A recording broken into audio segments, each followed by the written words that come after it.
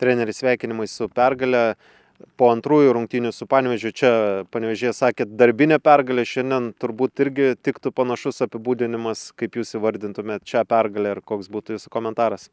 Žinot, labai sunkios rungtynės ir manau šiandien daug kas nesigavo mum ir, aišku, yra tam priežasčių, nes, kaip žinot, vienas žaidėjas išvažiavo, kitas žaidėjas gavo traumą prieš pat rungtynės per apšilimą, reikėjo keisti ir tą, ką planavom, visiškai nesigavo. Ir tą pirmą kėlinį galima apibūdinti būtent tai, grįžom po rungtynių į Rūbinę ir vienas žaidėjas gavo žinutę tokią nuo savo draugas: negaliu žiūrėti, ką jūs žaidžiat.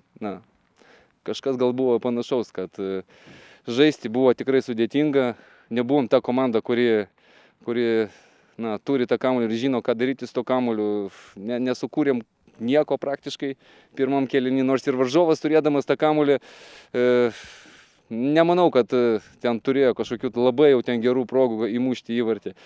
Bet aš manau, žaidimas pasikeitė antrą kėlinį, kažkur 70 minutę, atlikus keletą keitimų, manau, buvo tas toks momentas, kur šiek tiek perėmėm iniciatyvos, turėjom to kamuolio šiek tiek daugiau negu pirmą kėlinį.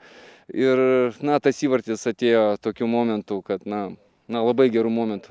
Ir aišku, be abejo, reikėjo po to persistatyti, mes persistatėm, turėjom dar tokią neblogą progą. Ir šiandien didžiausia pagarba komandai, kuri tikrai sunkių momentų, kai žaidimo tikrai nebuvo, atsilaikė, sužaidėm rezultatų ir tai yra svarbiausia šiandien. Po Vilniaus Žalgirio rungtynių, sakėt, komanda parodė tam tikrą lygį, jeigu jau pasiekė tokią pergalę. Bet aišku, per 36 turus nesužaisi visada aukštumoje. Yra rungtynių, kada ne viskas sekas. Tai turbūt ir ši pergalė, kai komanda nežaidė gerų rungtynių, gal net vienas iš prastesnių ir vis tiek sugebėjo pergalę pasiekti, irgi parodo tam tikrą lygį.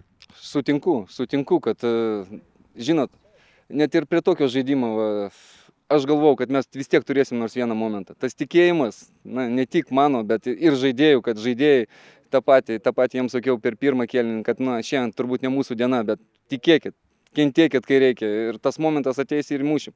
Taip ir atsitiko. O kas liečia lygio, taip, aš manau, kad turbūt labai sunkiai atsistatėm. Ir šiandien buvo daug tokių neišprovokuotų klaidų, kur kai kurių žaidėjų net pažinau, bet tam yra irgi priežastis. Neprisitaikėm šiandien. Neprisitaikėm prie aikštės ir, žinot, labai daug tų kaitaliojimų aikščių ir tie žaidėjai, kenčia, ne tik mes, visos komandos kenčia.